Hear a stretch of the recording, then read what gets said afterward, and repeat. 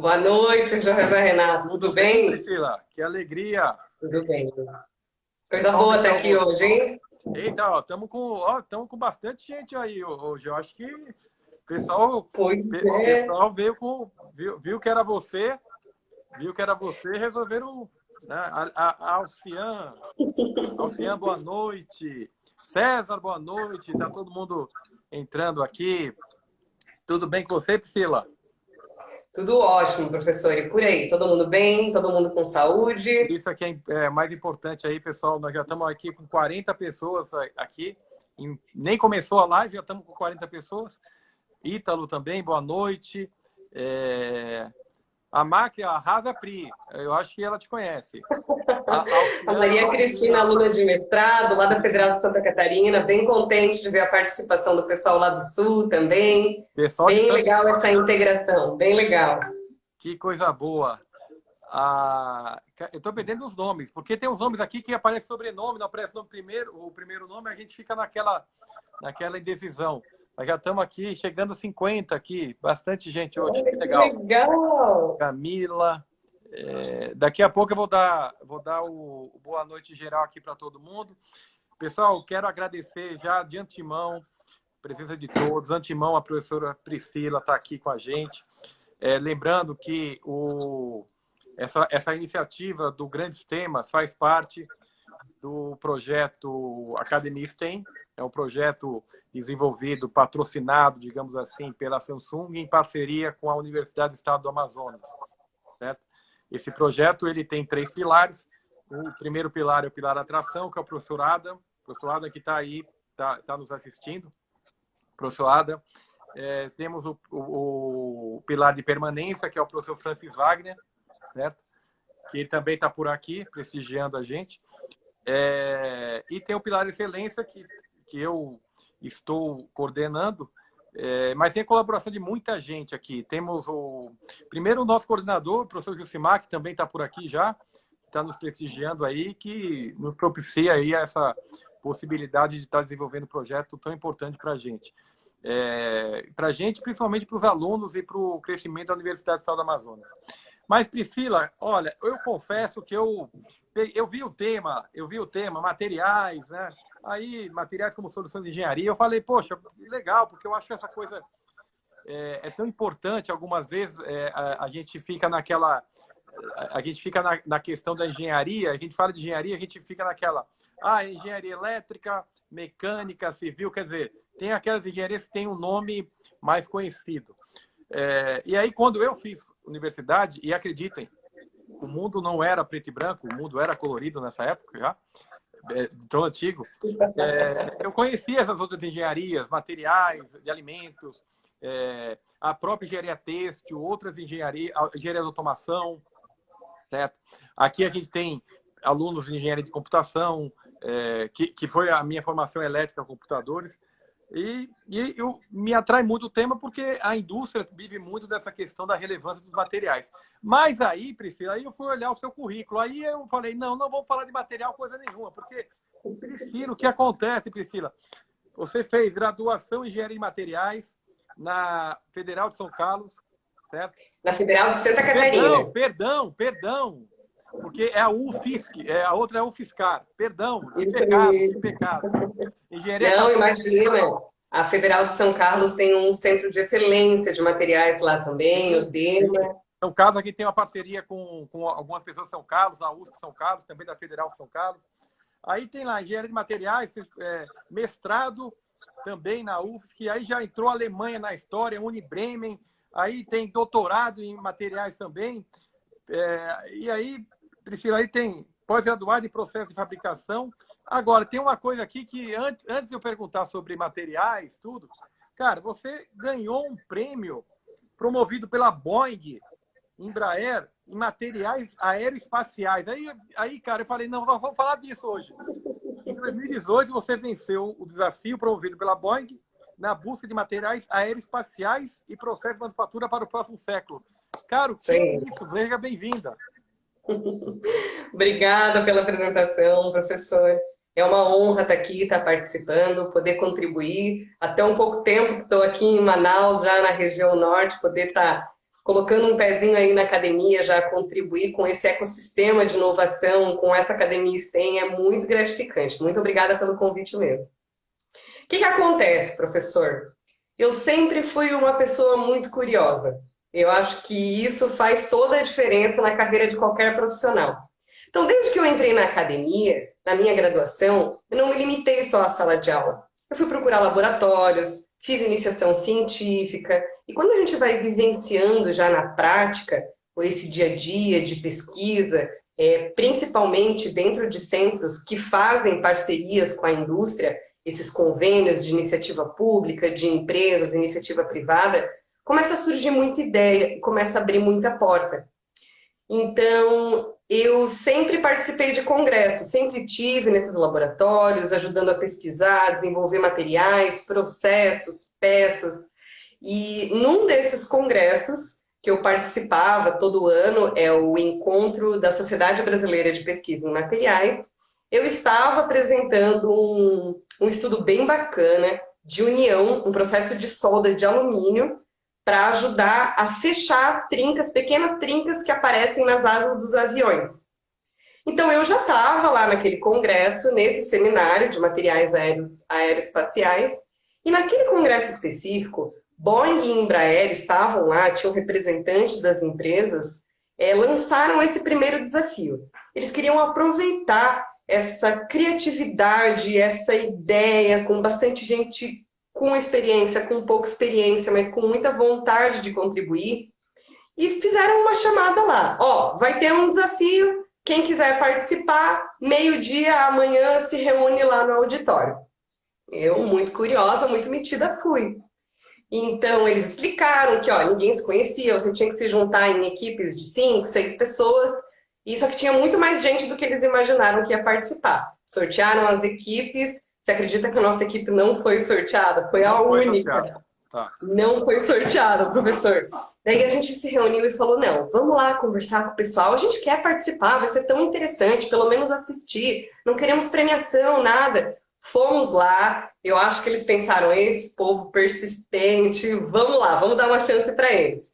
E aí, dentre os 5 temas que eles propuseram, existia um que era soluções para esses materiais e para os processos, baseados na natureza. É o biomimetismo, né? É a gente reproduzir parte de características, propriedades que a gente observa nos materiais naturais, nesses materiais sintetizados. E nós escolhemos esse tema, e para nossa apresentação, para nossa solução, a gente replicou a característica superhidrofóbica autolimpante da folha de lótus na fuselagem dos aviões e dos foguetes, mas também em toda a parte de tecido, no chão do avião, nas poltronas dos aviões e nas roupas dos astronautas também. Sendo um pouquinho mais técnica, o que acontece? Poxa, Priscila, mas eu não conheço folha de lótus, do que você está falando? Todo mundo conhece a couve, né? Você já viu que quando você coloca a couve debaixo da água, as gotinhas caem, mas não ficam, elas escorrem, parece, na couve. Sim. Isso acontece na capuchinha também, que o pessoal come na salada. Ela fica na superfície, né? Ela fica na superfície, né? Exato. Existe uma nanoestrutura, uma rugosidade nanoestruturada que faz com que a água tenha um grande ângulo de molhamento. Então ela não fica, ela fica instável ali em cima. Aí ela passa pela folha, ela agrega o que tem de poeira, de partícula e vai embora. E isso dá a ela essa função autolimpante, essa propriedade autolimpante. Então a gente foi lá, se reuniu, nós tínhamos 24 horas para apresentar no meio-dia do dia seguinte essa apresentação, onde 5 pessoas que nunca tinham se visto, com formações variadas.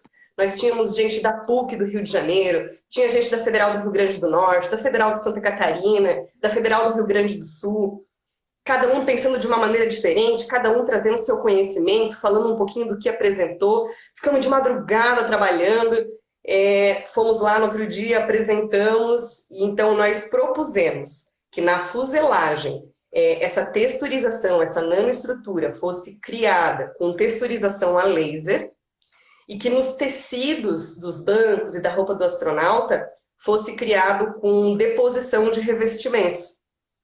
Então, na fuselagem, essa solução ia ajudar para diminuir o coeficiente de atrito dessas superfícies com a atmosfera, e isso ia aumentar a eficiência do uso dos combustíveis, o que reduziria o custo das viagens bastante, principalmente para os foguetes, mas principalmente iria evitar o congelamento de placas de gelo que ficam na fuselagem. Isso é um problema muito grande, principalmente nos locais mais frios, que a água se deposita e congela quando muda de altitude. Sim. Então, esses aviões eles têm que ficar no pátio assim, do aeroporto, eles são lavados quimicamente, depois eles têm que limpar tudo isso do chão do aeroporto, além de que isso diminui a vida útil dessa superfície. E se a gente conseguisse botar aquela estrutura, ou simular, reduziria muito esse congelamento, né? Porque a gente estaria diminuindo, aumentando o ângulo de molhabilidade e simplesmente a água não ficaria ali, ou muito menos ficaria. E nos tecidos, facilitaria muito a higienização dessas poltronas e do chão das aeronaves depois dos voos, e principalmente os trajes espaciais. Não sei se vocês já tiveram a oportunidade de ver um traje espacial quando o astronauta vai entrar de novo na estação espacial. Ele está cheio de poeira, ele está cheio de partícula. Então, se a gente conseguir fazer essa limpeza, uma quantidade muito menor de água, é muito menos água, é muito menos processamento de limpeza de água que eu preciso levar para o espaço.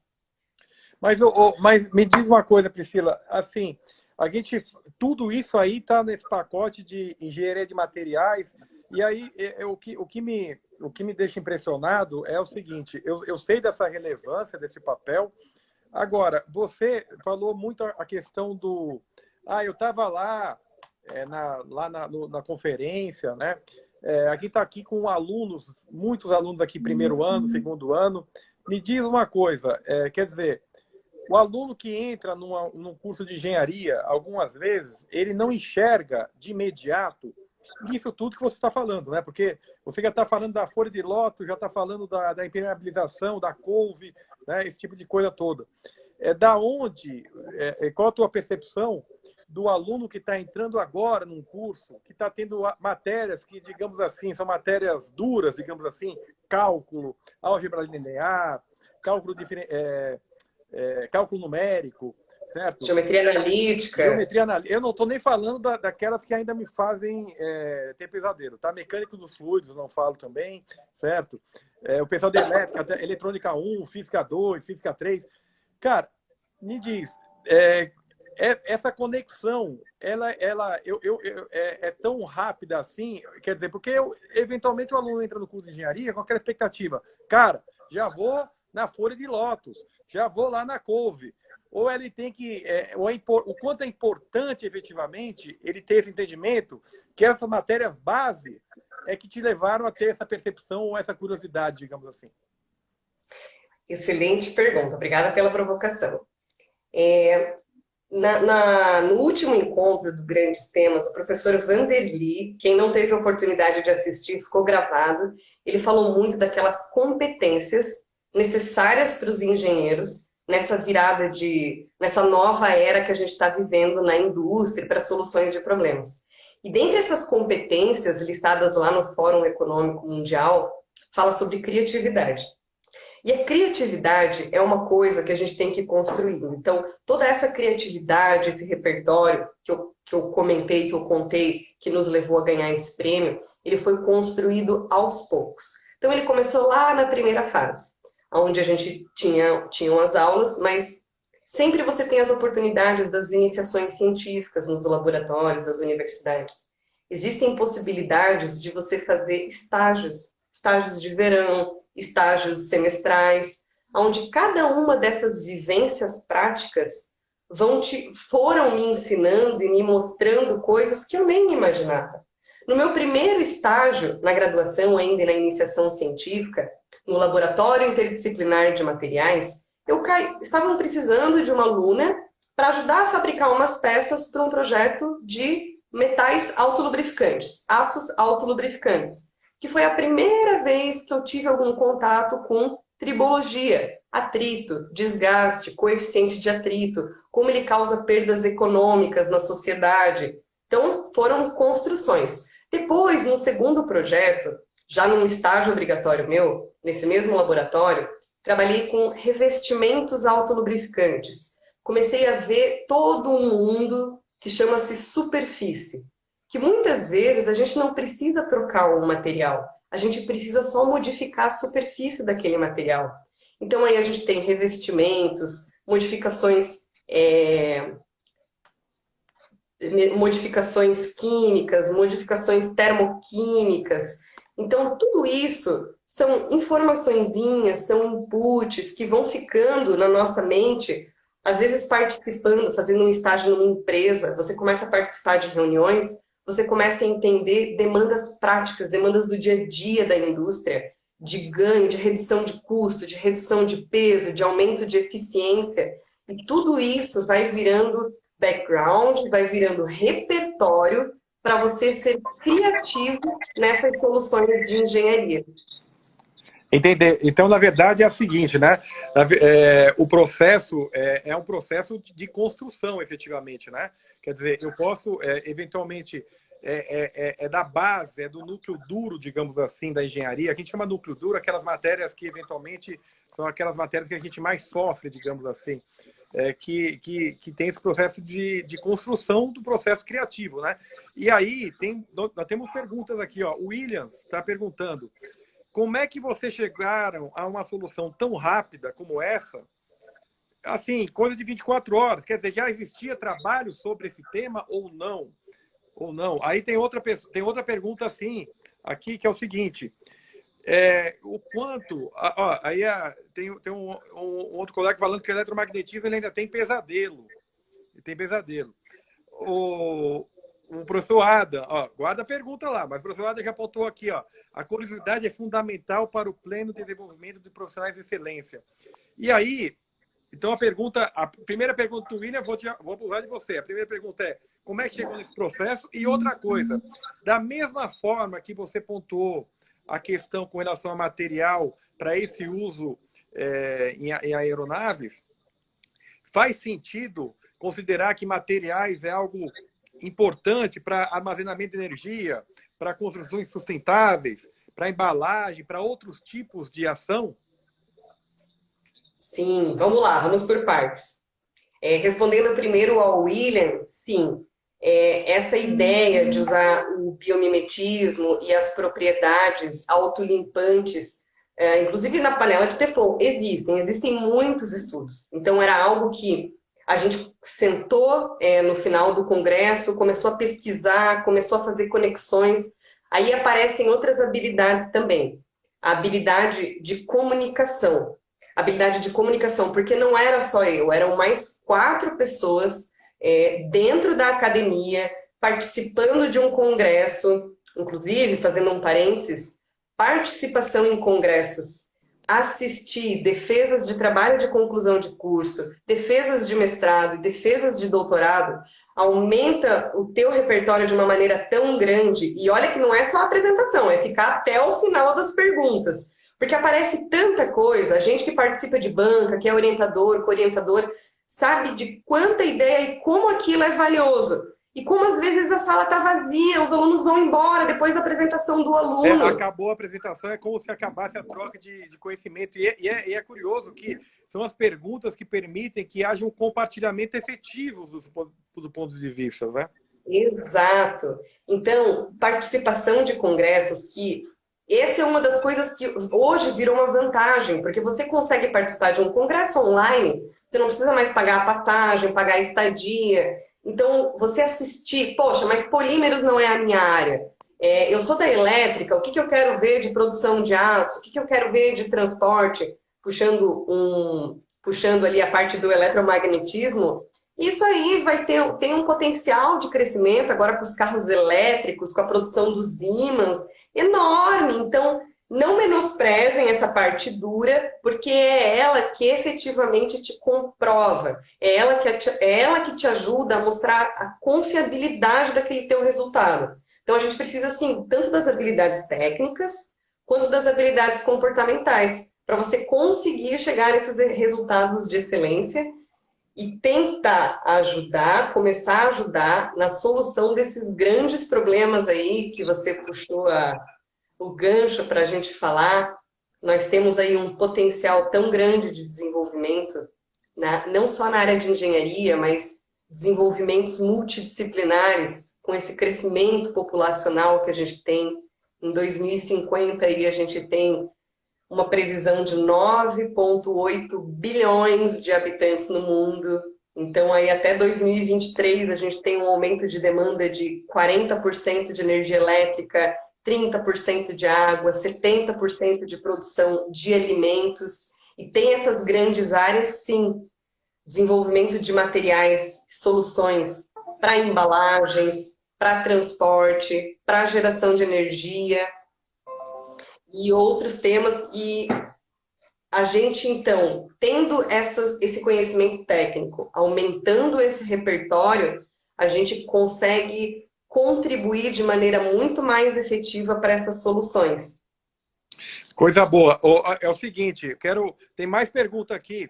Quero provocar o pessoal. Nós já temos mais de 100 pessoas que passaram, mas eu quero 80 simultâneos. Nós chegamos a 78. Então, pessoal, chama alguém aí, chama o colega, tem mais gente aí, vamos chegar a 80 simultâneos aqui para a gente bater a audiência, que a audiência, o recorde até agora é do professor Adam. Aqui tem que bater o professor Adam. Vamos lá, pessoal. Vamos lá, vamos passar os 80 no simultâneo aqui. E vamos aproveitar aí todos esses 76 que estão agora nos assistindo, de lembrar de curtir a Academia de STEM, começar a seguir, porque tem bastante coisa boa vindo por aí, né, professor? Muita coisa que você comentou. O professor Vanderlei fez uma conversa com a gente bem legal no ano passado. É um processo de construção mesmo. Pessoal, estamos com 78, quero 80. Só vou acabar a live quando passar nos 80. É o seguinte, agradecer, temos presenças ilustres aqui agora. Não que os outros não fossem ilustres, né? Já batemos 80, pronto, já podemos ir embora. Batemos 80, agora queremos 90. É o seguinte, queremos 90. Professor Cleto, vice-reitor, está aqui com a gente.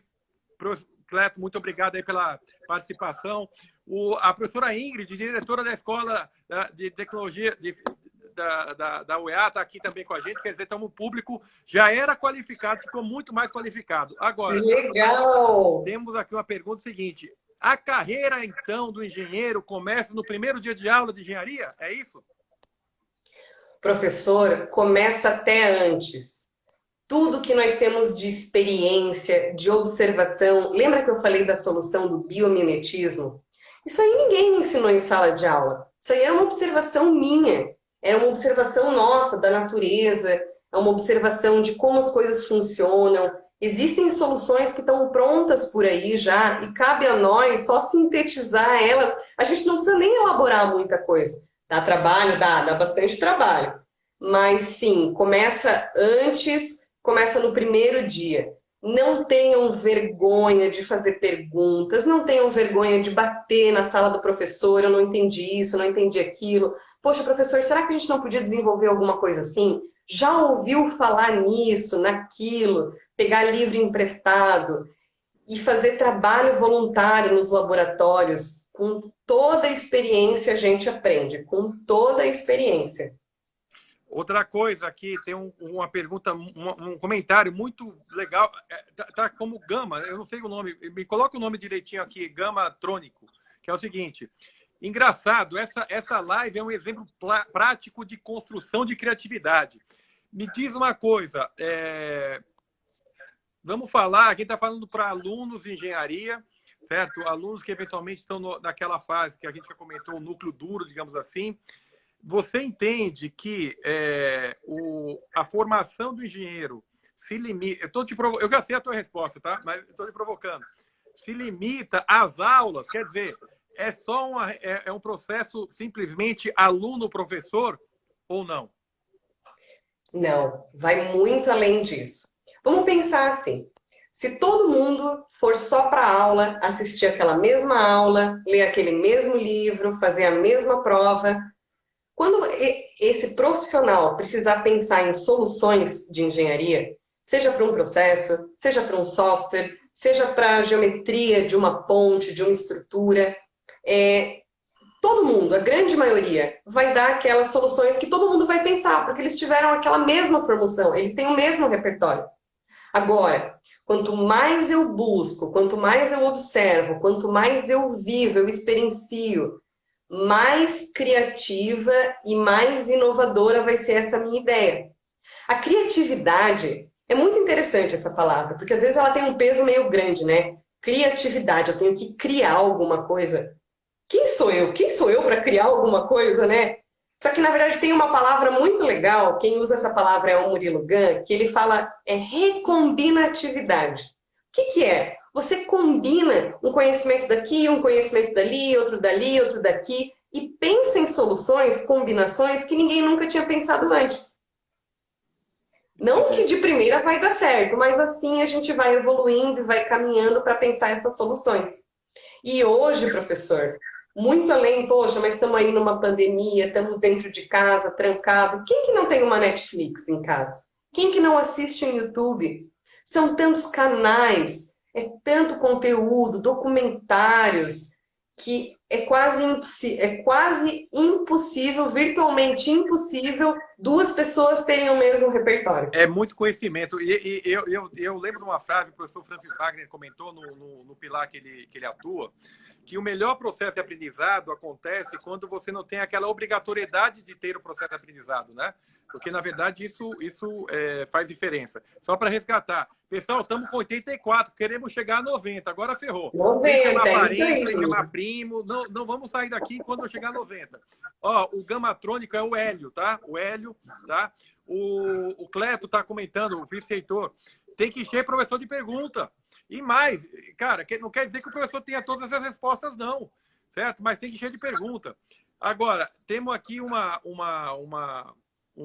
pergunta aqui do Augusto, eu acho que é Augusto, que é assim, o engenheiro do futuro é aquele que não é só um especialista ou ele tem que ser, porém, um engenheiro interdisciplinar? Quer dizer, eu estou achando que a pergunta dele é, você tem que ser um engenheiro especialista ou um engenheiro multidisciplinar, que reúne competências de várias áreas?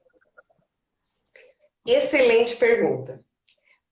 Tem espaço para todo mundo. Então, você pode atuar, sim, de maneira muito mais multidisciplinar, frente a grandes projetos, atuando nesses projetos que precisam de soluções de diferentes disciplinas, assim como você pode também se especializar, e daí a dica é se especializar nessas novas áreas, onde existe muita demanda. Aí está aí a indústria 4.0, a era pós-digital para nos mostrar que falta muita formação técnica ainda nessas áreas para as demandas que já existem hoje. Mas sim, mesmo para essa pessoa que vai se tornar especialista, pensa comigo, um engenheiro de software. Como é que eu vou encadenar essas ideias numa linha de programação? Ele pode muito bem usar outras ideias e referências interdisciplinares para ser criativo na solução, mesmo desse problema bastante específico. Então, na verdade, assim, ainda que ele tenha aquela formação base da elétrica, do materiais, tudo, também cabe a nós, engenheiros, ou nós que atuamos nessas áreas que são conectadas a exatas, a gente tem essa conectividade dos temas, né? E é curioso isso que você pontuou, Priscila, porque o professor Francis, eu estou citando ele porque ele é um grande defensor disso, da coisa do você pode aprender química lendo história, você pode aprender física, matemática lendo uma aula de culinária. Quer dizer, em qualquer tipo de atividade há competências e conhecimentos para isso. Agora, estão me pontuando aqui para você falar da sua experiência no Ímpetus. Ah, legal! O Ímpetus, que inclusive vai ter a live de encerramento amanhã, foi um programa de mentoria lá Nós temos na Universidade Federal de Santa Catarina, no Departamento de Engenharia Mecânica, um alumni de ex-alunos do departamento, Engenharia Mecânica e Engenharia de Materiais. Eu faço parte desse grupo lá, e nós temos agora alguns fundos de endowment que começam a dar os seus primeiros passos para que a universidade e o desenvolvimento científico e tecnológico dentro da universidade seja cada vez menos relacionado a financiamento público. A Universidade Federal de Santa Catarina, onde eu me formei, né, na minha graduação, fiz o meu mestrado sanduíche e estou finalizando o meu doutorado, ela tem uma cultura bem forte de convênios com indústrias para financiar esses projetos. E isso é outro detalhe que eu acho que me ajudou bastante nessa formação de repertório, porque as nossas pesquisas eram voltadas a demandas da indústria. E dentro dessa lógica, muitos ex-engenheiros formados lá na universidade querendo participar e querendo contribuir de volta com a universidade. Então, o ímpetus, que é do Fundo Catarina, que é esse endowment, com o apoio desse grupo Alumni, do Departamento de Engenharia Mecânica, decidiu, no meio da pandemia, a gente vai fazer um programa piloto de mentoria de alunos. Então, o aluno ele ia ser acompanhado durante alguns meses e vários ex-alunos que estão em empresas muito grandes, em cargos dos mais diferentes possíveis, executivo, financeiro, gerencial, de pesquisa, se propuseram a colaborar, a mentorar. Também foram contratados algumas capacitações de empresas, foi financiado pela VEG, pela Porto Belo, e então esses alunos tiveram essa mentoria mais próxima, assim, exatamente para ajudar a preparar esses alunos para esse novo mercado de trabalho que nos espera aí fora. Foi bem gratificante, os alunos gostaram bastante dessa mentoria e tem tudo para esse piloto continuar e ser um projeto agora constante. E isso aí tem um pouco a ver até com o próprio projeto que a gente está envolvido aqui, porque os alunos aqui, eles são participantes, são ativos em um projeto. Eles não estão só no papel de aprender. A via de mão dupla mesmo, né? Quer dizer, eles são integrantes, são participantes do projeto. Certo? O professor Cleto concorda 100%. O professor Cleto é de Santa Catarina também, viu? Olha! O professor Cleto é de Santa Catarina. Colega! Daqui a pouco ele vai falar aqui de qual cidade ele é. Ó, a Pacheco, R. Pacheco, gostaria de saber sobre o grafeno nióbio. Aí, o Bruno, pode comentar a situação atual do uso do grafeno no mercado nacional do Brasil? Aí temos que ter equipes multidisciplinares. Aí a professora Ingrid pontuando, ó, isso aí, Priscila, realmente nas áreas de maior demanda também surgem oportunidades inovadoras. Quer dizer, a inovação está em todo o cenário, né? E aí a professora Ingrid completa. Essa integração entre cursos também ocorre na EST. E é uma prova disso. Ela garante, ó, porque a EST tem esse intuito, ó, a otimização de recursos, de infraestrutura, equipamento, RH. Quer dizer, a professora Ingrid, que é a nossa diretora, ela está muito ativa com relação a isso, ela está destacando essa questão muito importante. O professor Cléder de Floripa, tá? Olha! A professora Olivia falou, professor Ingrid, também tem os times, por exemplo, Badia, tem vários projetos. Ingrid, por favor, me lista aqui os projetos aqui. Tem muita coisa. Tem muita coisa. Isso mesmo, eu falei da iniciação científica, falei dos laboratórios, falei dos estágios, a gente falou de participar, assistam às bancas. E hoje em dia também não tem desculpa, né, professor? É tudo online, é só abrir o link, dá para ficar sentado no sofá, comendo uma pipoca, dá para assistir as defesas. E até mesmo por conta disso, eu já falei para o Francis Wagner, se não chegar a 90, a gente não vai embora. Bateu 86 não é 90. O Cléto de Manaus, beleza. Não, tá certo, Cléto. Você é de Manaus, mas ele morou em Floripa. Você, Cléto, claro, você é amazonense, nós temos sangue baré. Outras iniciativas na academia, para os alunos que estão na academia, são as empresas júnior, são essas competições Baja, são essas competições multidisciplinares que existem também, das atléticas, não sei se tem por aqui também. São vivências e são experiências que você vai levar para o resto da sua carreira. Então, nesse sentido, tem do nióbio. Perguntaram do nióbio. Nióbio do grafeno. Vamos lá. Olha, do nióbio, eu vou te falar que foi uma área que eu não entrei muito a fundo, assim, mas sim, existe bastante investimento, porque a gente sempre foi muito exportador de matéria-prima, né? E um grande potencial que nós temos, e não só o nióbio, mas no caso a bauxita, a produtora que produz o alumínio, né? A gente conseguir desenvolver, utilizar, né, agregar valor nessas matérias-primas, vai nos fazer, como nação mesmo, sair de um estado assim de subdesenvolvimento e ter mais valor agregado nesses produtos. E não é só o valor agregado, é toda a cadeia. É começar a ter indústrias que estão agregando valor a essa matéria-prima. Nisso, de quebra, aparece a demanda por profissionais mais qualificados.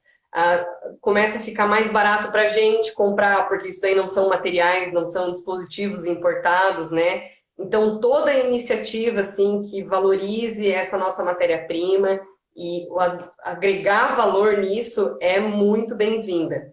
O nióbio é bastante utilizado, eu acho que nos ímãs de terras raras, né? Que aí vai ser uma chave, essa tecnologia, para os equipamentos elétricos, para os carros elétricos, para os ônibus, para os caminhões elétricos. E o grafeno, ele tem um potencial assim enorme, gigantesco. Existe muito desenvolvimento já a partir de matéria-prima sustentável também, de produtos naturais do grafeno.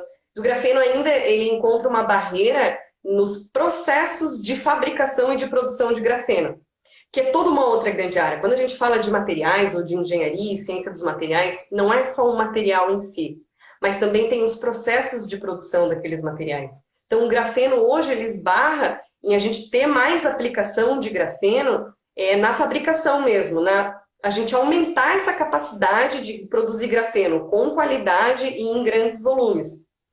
Então, e isso, né, desenvolver, fabricar o material em larga escala para utilização, serve para vários outros. Quando a gente fala, por exemplo, dos carros elétricos e do transporte elétrico, não é só substituir, a gente tem que desenvolver toda uma cadeia, não só de fabricação, mas também de abastecimento. Se eu mudo, existem já na indústria, já é bastante utilizado o alumínio nas carrocerias dos carros. Não totalmente. Em alguns caminhões, eles botam aquelas chapas do lado, em outros, umas partes mais estruturais, ligas de alumínio, né? Não um alumínio puro. Mas pensa comigo, uma fábrica, uma indústria que a vida inteira forjou, laminou aço, ela vai precisar mudar o ferramental dela, ou pelo menos os parâmetros de processo para começar a laminar, forjar um alumínio. Então, existe muito espaço para desenvolvimento dos processos também. Otimização dos parâmetros de processo e desenvolvimento dos processos. Não, e isso tem a ver com essa interdisciplinaridade, né? Não é só a questão do material, mas também da questão do processo. E temos aqui alunos de engenharia de produção. Pessoal, estamos no 87, pessoal. Eu não vou sair, vocês estão de brincadeira comigo, que nós vamos bater 87 e o Adam vai ganhar de mim. Cara, eu não posso perder para o Adam, pelo amor de Deus. Senão, ó, a professora Ingrid botou aqui, olha quanto projeto tem muito legal no ar, ó. Urutau, Jaraqui, Nauticam, Gapa, Viper, não sei se é Viper ou Viper, Urutau, o professor Clécio destacou, Leviatã, certo? Aí tem outra colega aqui, a engenharia de material é uma das que mais trabalha com multidisciplinaridade, pois o material pode ser aplicado em várias funções de acordo com a demanda, certo? Boa noite, Priscila. Tem uma sigla, não sei o nome. Sou do IMPA, fiz doutorado na Federal de Santa Catarina. Depois, que bom te ver depois de quanto tempo. Bem, deve ser seu amigo. Parabéns, Nilson. Nilson, Santa Catarina para o mundo. Adam, olha, o Adam é o meu rival. Adam, acho que tu ganhaste, Adam. Eu não estou chegando aos 90. Adam, 87, Adam. Adam, as possíveis aplicações do grafeno são limitadas. É uma fronteira ímpar da ciência hoje. Professora Ingrid, esses novos projetos interdisciplinares como Baja, Urutau, Jaraqui, Leviatã, Gapa, são reconhecidos e premiados nas competições que participam. Quer dizer, é uma amostra efetiva o quanto os nossos alunos que já estão presentes em um ambiente propício para isso que você destacou, né? A questão da curiosidade, da provocação, da geração de conteúdo cada vez mais intenso. E eu tenho certeza que o projeto, nesse sentido, apenas agrega algo que a universidade tem muito forte. Os alunos devem sempre aproveitar para investir tempo nas fronteiras do conhecimento, processos, engenharia de produção. Pessoal, nós temos mais uns 5 minutinhos. Nós temos 5 minutinhos para chegar nos 90, senão o Adam vai me zoar até o fim da vida. Mas me diz uma coisa. Eu vi no teu material algo muito interessante. que é o seguinte. A quantidade... A gente está falando de reciclagem. Quando a gente fala de material, a gente fala de todas essas possibilidades e coisas de aplicação. E a reciclagem é algo que, no Brasil, curiosamente, é um dos países que mais reciclam, mas muito mais por uma questão de economia, porque as pessoas, algumas vezes, algumas pessoas em alguma classe social que não acham oportunidade de trabalho acabam trabalhando, né? Quer dizer, não é por uma razão nobre, digamos assim. E tem um destaque aqui no material seu, que o lixo eletrônico é 40 milhões de toneladas ano. Aí tem o processo de recuperação de metais, 77 mil toneladas desde 2006. Né? E o Brasil é líder, né? Você sacou aqui, o Brasil é líder mundial, não sei, há 12 anos, né? Há 12 anos. É impressionante, há Ele 12 anos o Brasil é líder em reciclagem de alumínio. De alumínio. Quer dizer... E isso tem muito a ver com aquela modificação, é uma mudança de paradigma da cadeia produtiva e dos modelos de negócio lineares, onde a gente extrai, produz e descarta, para modelos de negócio e ciclos produtivos circulares, onde ao invés de extrair o minério de novo da natureza, eu reciclo. Só para ter uma ideia, lembra daqueles grandes temas onde a gente pode diminuir as emissões de gases do efeito estufa e deixar mais eficientes os processos? Para eu produzir 1 tonelada de alumínio primário a partir do minério, eu gasto 15,7 milhões de watt-hora por tonelada. Enquanto quando eu faço a produção secundária, que é a partir da sucata do alumínio, isso cai para 0,75 megawatt-hora.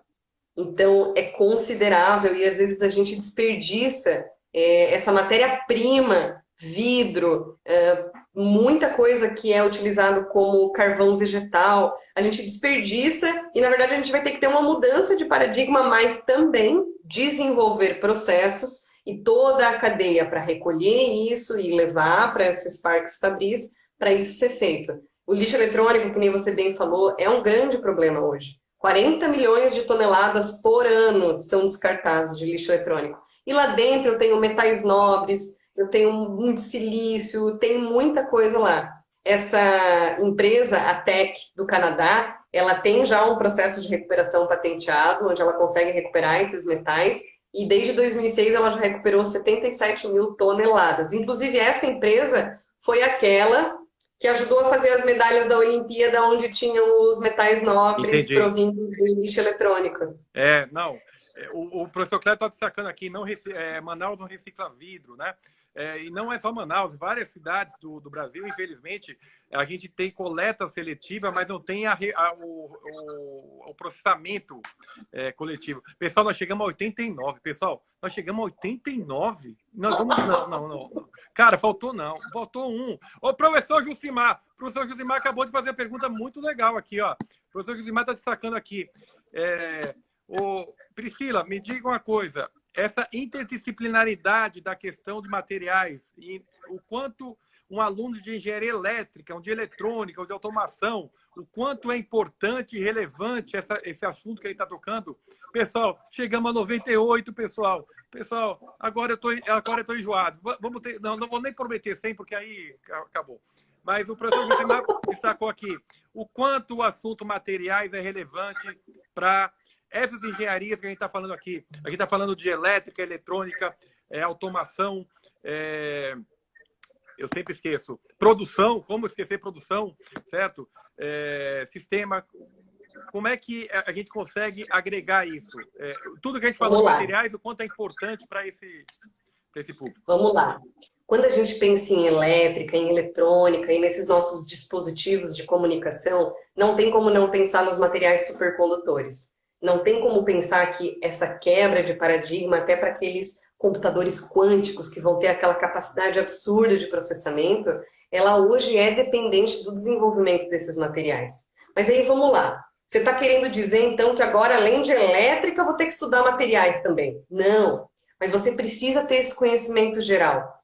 Lembra que lá no começo a gente falou que essa grande problemática mundial, as soluções para a indústria 4.0, elas passam obrigatoriamente por equipes multidisciplinares?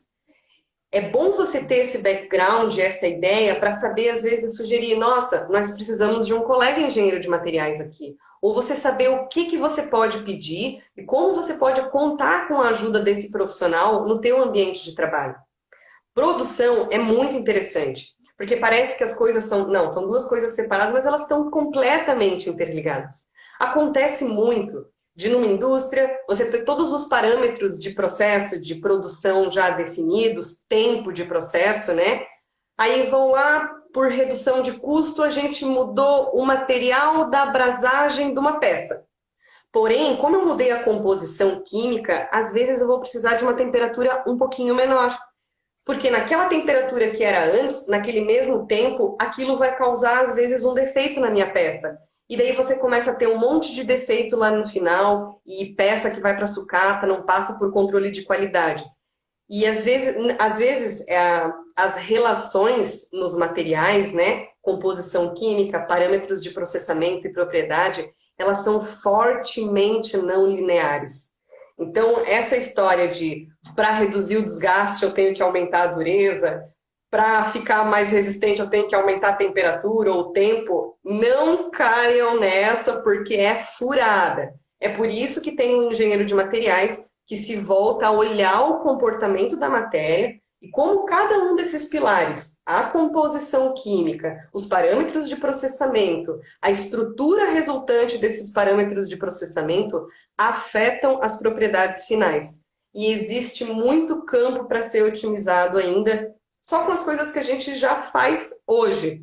Eu trouxe aquelas duas informações bem interessantes, sem desenvolver mais nenhum material e nenhum processo. Nós temos duas grandes áreas que causam perdas econômicas mundiais, aí não é nem no Brasil, que é corrosão e tribologia. Então, 30% de todo o aço e ferro produzido no mundo é perdido por corrosão por ano.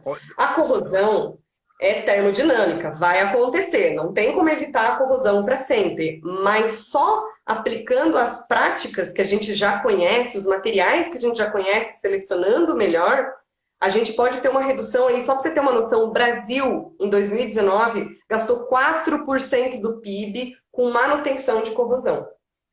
E tribologia é uma outra área. O que é tribologia? É o estudo das tribos, Priscila? Não, não é. Tribologia é tudo que tem a ver com desgaste, com atrito, quando você tem peças e materiais em contato e em movimento relativo. Então, o que se perde com desgaste?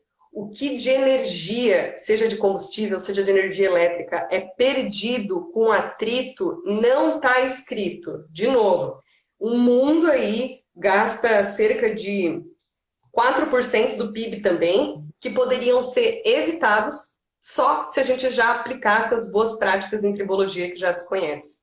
Pessoal, tribologia, cara. Olha o que nós estamos aprendendo hoje.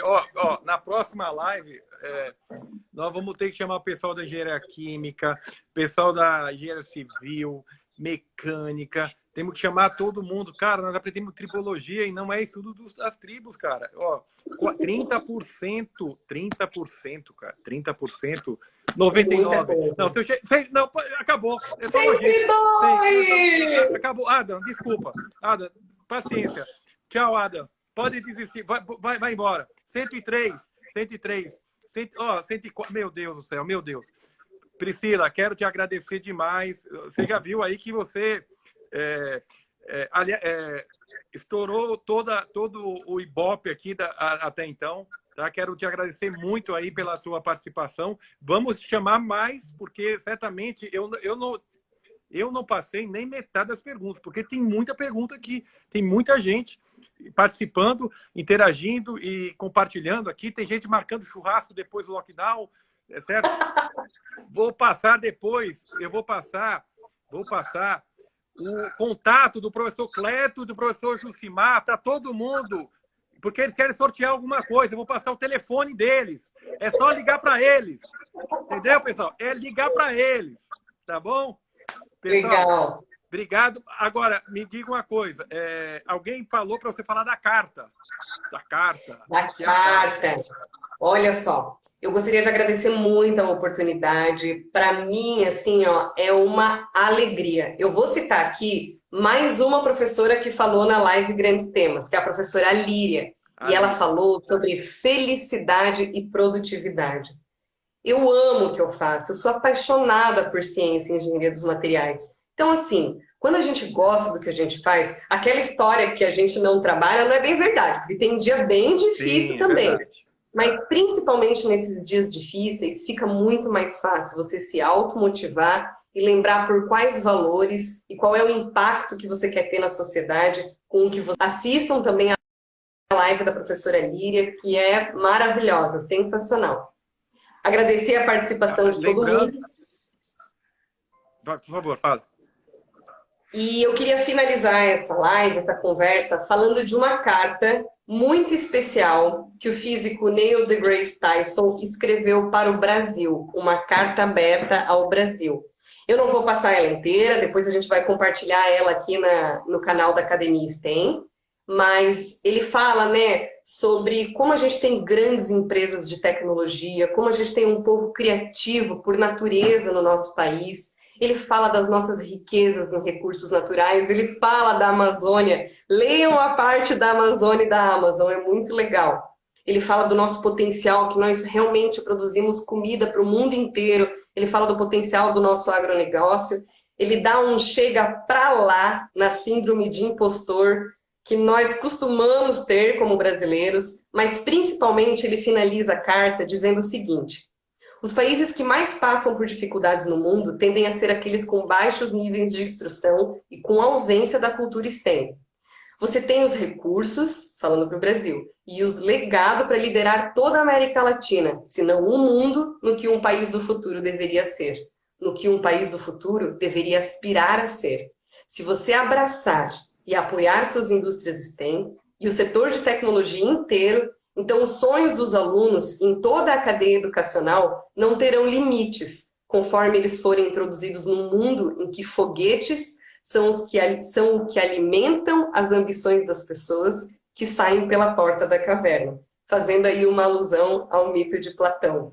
Obrigada! E, ó, podem contar comigo para uma próxima. Então, é de arrepiar. E outra coisa, o professor Francis já falou que vai cobrar dos alunos a interpretação da carta. Tá? Legal. Só para deixar, agradecer, você vai ter que vir de novo, porque o pessoal tá falando, volta, tem gente falando para não acabar a live, eu vou ter que acabar a live, porque senão eu vou ter que aumentar o topo do recorde do Adam, vai ter que bater, então não vou fazer isso com ele. Pessoal, semana que vem, no mesmo horário, queria agradecer a presença de todos, que haverá a presença do Ariel. O Ariel é aluno da UEA, certo? Já é aluno da UEA e ele abriu uma startup que fez um trabalho muito importante na pandemia, na primeira etapa da pandemia, e promoveu a doação de 100 mil face shields para vários estados brasileiros. Então, na semana que vem, é um aluno como nós, vamos estar aqui no mesmo horário, tá? Então, conto com vocês. E outra coisa, todas as lives, desde o professor Vanderly, que essa também vai estar, a Priscila, acabou, já estou gravando, já vai estar salva lá. Também o professor Vanderly, também temos outras lives anteriores que nós fizemos, está disponível lá na Academia STEM. Estamos encerrando com 100 agora. Estamos encerrando com 100. Pessoal, por favor, vamos embora, porque senão vai ficar fechatório para o nosso amigo. Pessoal, brigadão, grande abraço, fiquem com Deus, se cuidem, por favor, se cuidem, fiquem em casa, tá difícil, mas se cuidem e vamos em frente. Semana que vem voltamos aqui e a qualquer momento no Instagram aqui da Academia STEM. Grande abraço, grande beijo aí para todos. Tchau, tchau. Tchau.